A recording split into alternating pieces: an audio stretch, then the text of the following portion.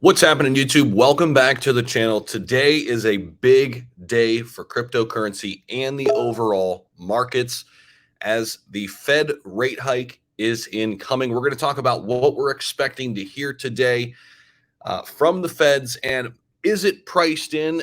Over the past couple rate hikes, it has been kind of priced in, but I don't know. Today could go a couple different ways. We did get the information yesterday about the big move. We're going to talk about that with the Fed rate hike. They are saying Bitcoin to 20K is in the cards. I believe we could even go lower than that as well. Ethereum could break $1,000, but again, we're looking at these as opportunities, not as you know nightmares. If you're only looking at it in the short term, it's a nightmare. But if you're looking at it long term, these are opportunities, right? So let's dive in here to the Fed rate hike that we're expecting today. So this is set to be the biggest rate hike since 1994, as the Federal Reserve is expected to raise the target range for Fed funds by 75 points to 1.5%, in between that and 1.75%.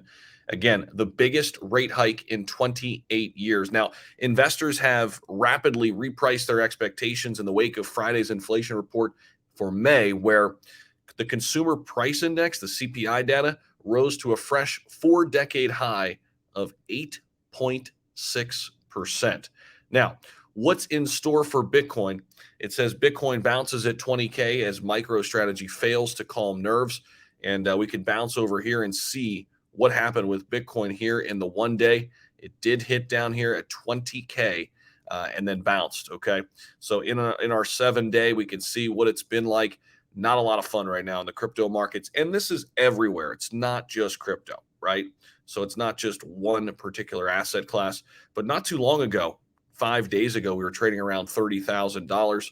Bitcoin right now trading at $21,350. Now, it says here Bitcoin slumped another 9% to hit an 18-month low, where it kind of bounced off that $20,000 level. Digital gold has now lost 33% in the last week, a fresh blow to its supporters' claims of its ability to act as a store of value.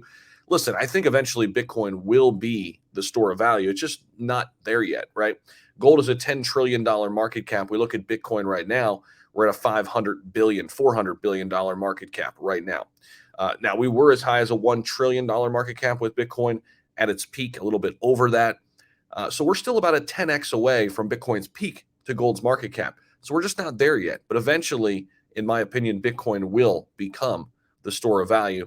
But Ethereum, meanwhile, fell another 10.5%, now down 43%.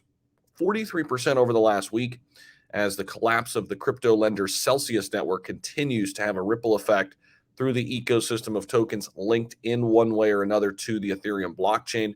We have seen many issues, of course, with Terra Luna and now the Celsius network issue.